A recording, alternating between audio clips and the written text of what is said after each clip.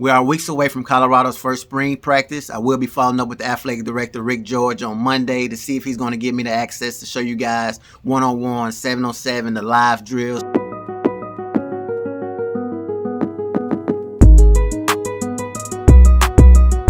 In this video, we have a live interview with offensive coordinator Sean Lewis. He answered a lot of questions. I'm very excited to react to this interview, so let's get to it. What's good, YouTube? Mag Dog TV back with another video. If you're new here, stopping by for the first time, hit the like, subscribe button, comment. I really appreciate it. Also, click the notification bell. That way, whenever I upload a video, you guys will be aware. Everyone for coming out. I know it's been a while, but we want to get these coaches in front of you guys. And Coach, these are kind of the beat media that see you almost every day.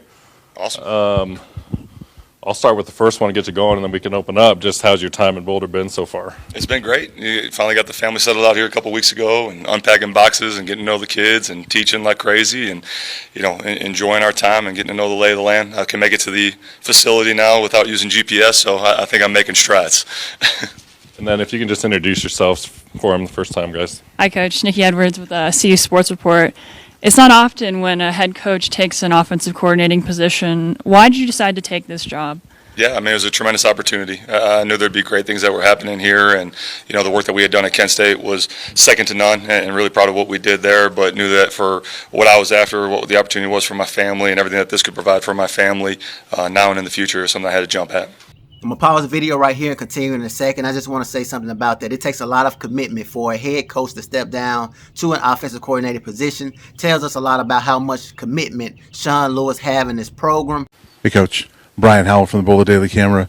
Coach Sanders has mentioned that you guys didn't have a relationship before, but there was people that you knew. Mm-hmm. Can you kind of walk us through that process of like how you got connected to Coach Sanders and wound up here? Yeah, I mean, I guess probably kind of like any sort of networking opportunity or the way you guys kind of got your jobs and everything, right? There's a connection of people that you trust on each side, and there was a guy that I played with that connected us and kind of knew members of this staff that we're coming with and opened up those doors and started the conversation. And as we were going through it, there was a lot of different moving pieces that as it came together, making sure that for both of us, it was going to be exactly what we were looking for, and it was, so it came together, and it's been a great marriage, so to speak, ever since we've been rocking and rolling here, and excited to do the work together and to do what we need to do.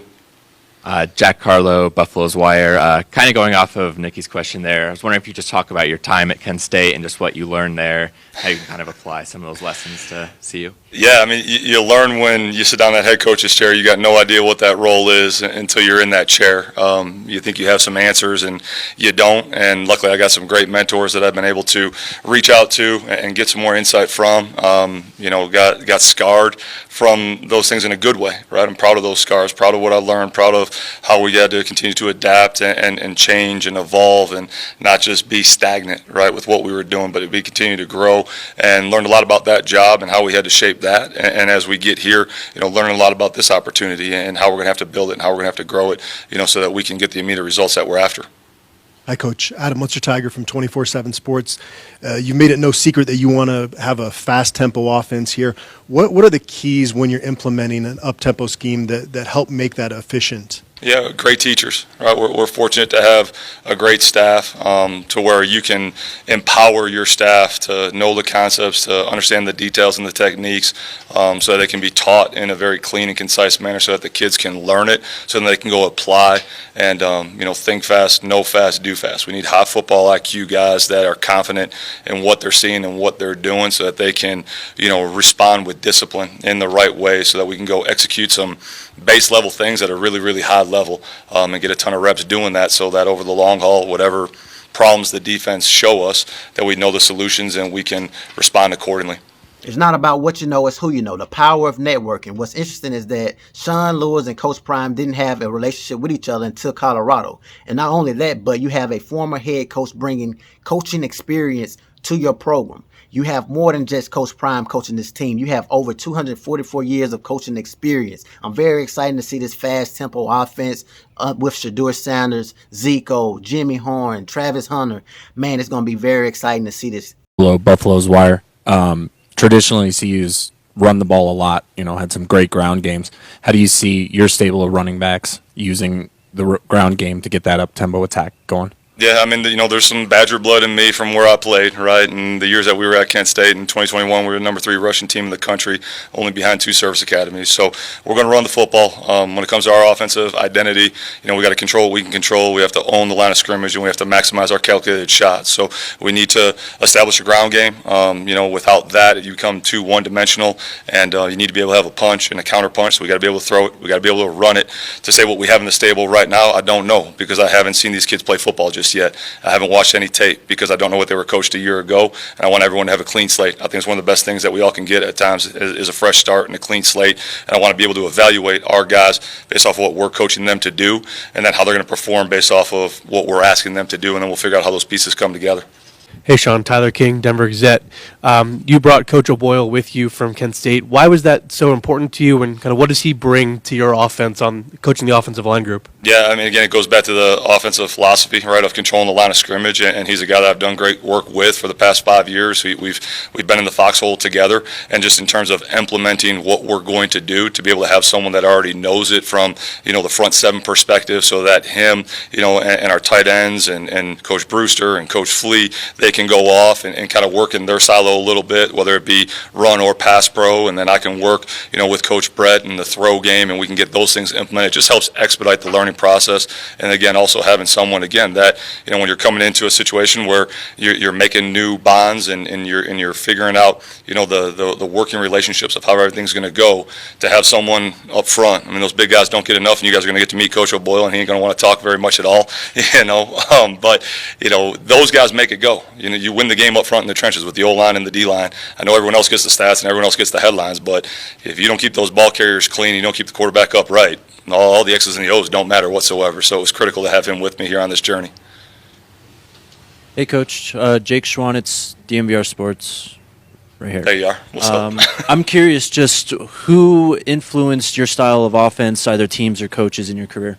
Yeah, I was very fortunate to be around some really, really good coaches, right? Played for Coach Alvarez. Coach Paul Christ was my position coach for a couple of years, and then, under Coach Bielema as well at Wisconsin. And then for 6 years being with Coach Babers and the tempo style of play, and then kind of taking some of my own ideas and different factors of it all. But, the organizational leadership aspect of Coach Alvarez, I lean very heavily on him as a head coach, and now guiding and leading, the offensive side of the ball here. There's a lot of structural things that we do that are very similar to what he did.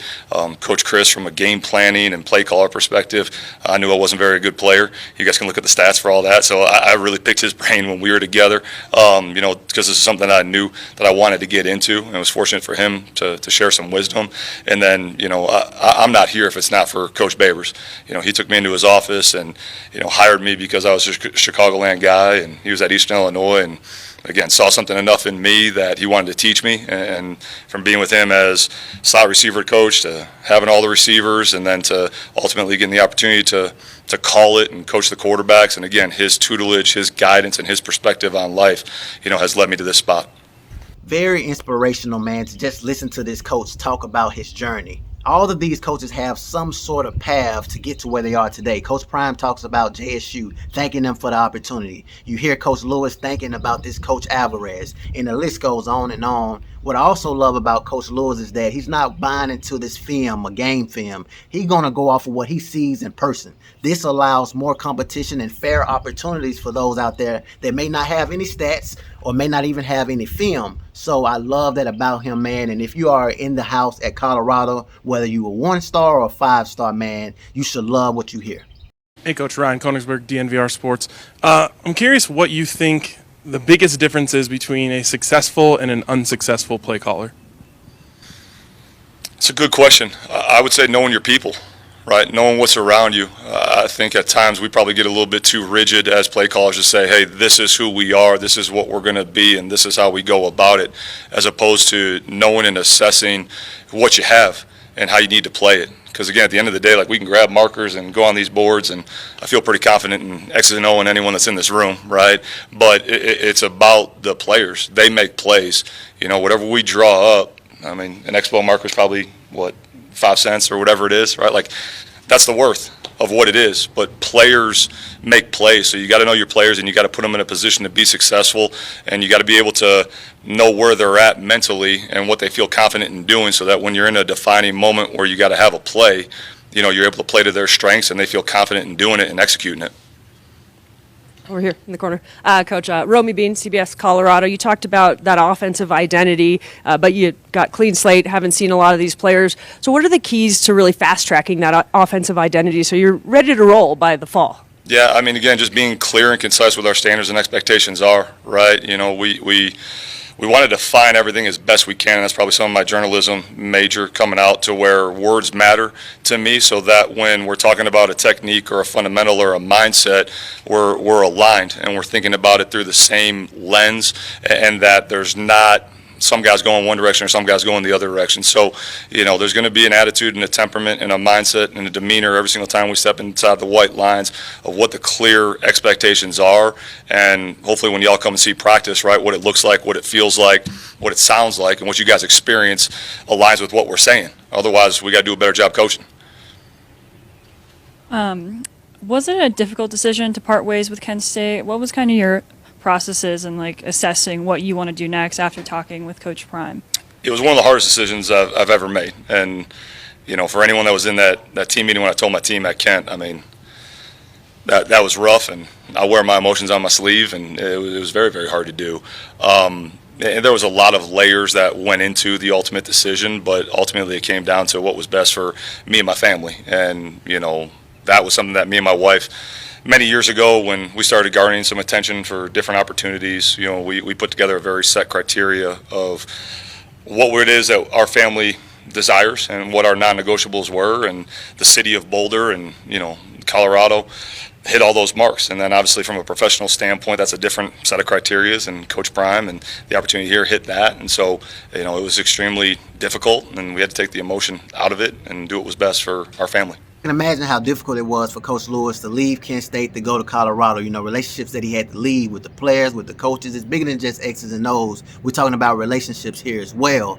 I also want to talk about a few things he mentioned is creating that mindset, expectations for these guys. But one of the things that I love in this interview, a question was asked, how will he be able to create these X's and O's in a little amount of time? And he said, knowing relationships, knowing these players. If I need a screenplay, I got Jimmy Horn. If I need somebody to do everything, I got Travis Hunter. That's not hard to figure out. If I need somebody to possession catch it, I got Zico.